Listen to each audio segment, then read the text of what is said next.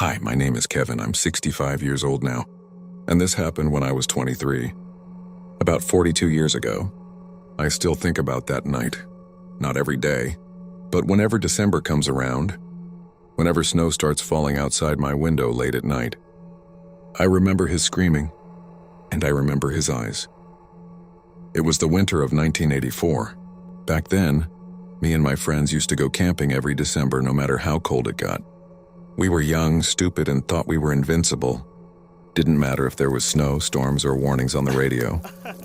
We treated everything like an adventure. That year, we decided to camp near the mountains around Lone Pine, California.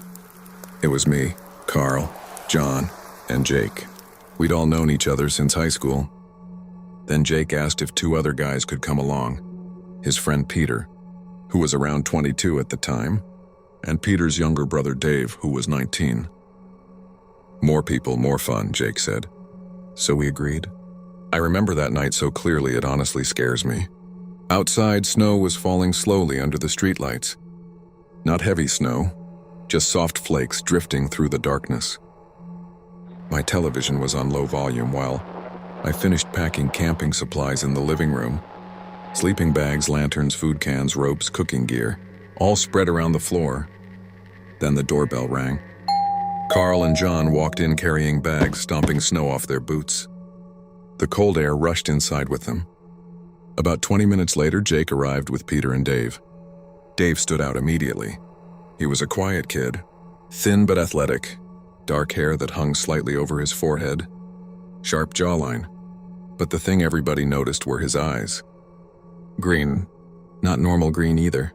Very pale green, almost gray in certain light. John started teasing him while we sat around drinking beer and waiting for the pizza delivery. Man, John laughed, pointing at Dave. This dude looks like some movie actor. Carl looked over and started laughing too. No, seriously, Carl said. I was thinking the same thing. Look at this guy's eyes. Jake rolled his eyes. You idiots already started. But John kept going. Nah, seriously, man. You could pull every girl in California looking like that. Dave just smiled awkwardly and looked down at his drink. He seemed shy, quiet, but polite. That was the thing about him. Nothing felt wrong. Nothing felt strange. If someone told me that night that Dave would become the center of the most horrifying experience of my life, I would have laughed in their face. Around 11 p.m., we finally loaded everything into my truck and started driving. The roads became emptier the farther we went. Streetlights disappeared. Gas stations disappeared. Soon it was just darkness, pure black wilderness on both sides of the road. Snow covered the forests and mountains under the moonlight. The headlights only illuminated small pieces of the road ahead while everything else remained buried in darkness. At first we were all loud, laughing, playing music, making stupid jokes, but around 2 or 3 in the morning, people started falling asleep one by one. First Peter, then Carl, then John. Eventually only me and Dave were awake. I remember glancing at him in the passenger seat. His face looked pale from the dashboard light.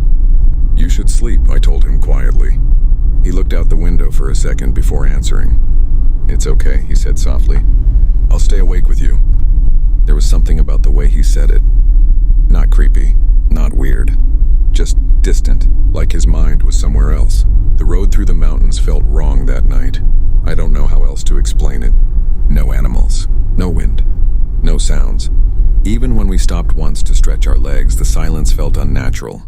Usually out in nature you hear something. Insects, wind through leaves, owls, anything.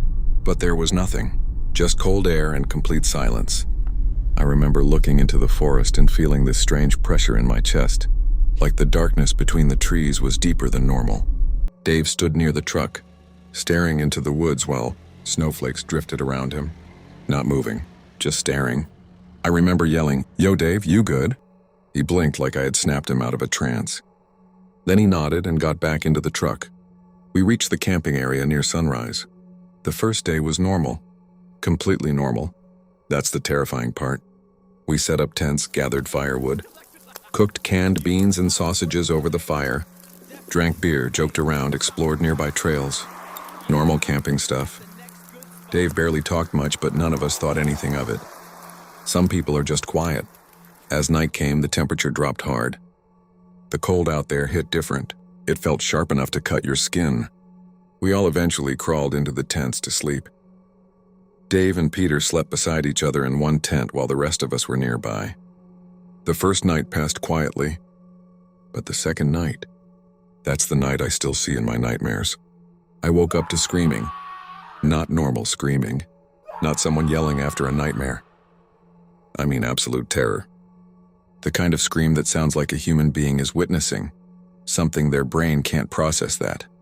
For a split second, I didn't even know where I was. Then I heard it again. Louder, raw, animal-like. I scrambled out of my sleeping bag while everybody else woke up panicking. What the hell? Dave? We rushed toward the sound. I still remember the freezing air hitting my face as we opened the tent. Dave was sitting upright on his sleeping bag, screaming so hard I thought his throat would rip apart.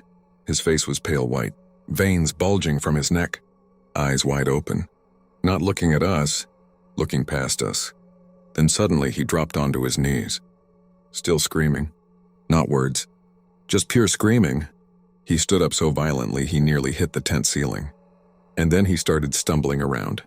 1 second he looked to the right, then instantly to the left, then behind him, then upward, then directly at the tent wall. His eyes moved so fast it looked like he was tracking multiple things around him, like he was surrounded. I have never seen fear like that on a human face before. Not in movies, not in real life. Nothing compares. Dave, calm down! What's wrong? He couldn't hear us. Or maybe he wasn't even seeing us. He kept screaming and trying to run. At one point, he shoved past Peter so hard, Peter slammed into the tent pole. The entire tent shook violently. We tried grabbing him. Me, Carl, John, and Jake all together.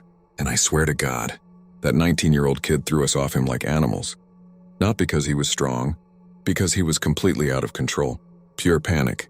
His body was operating on something primal.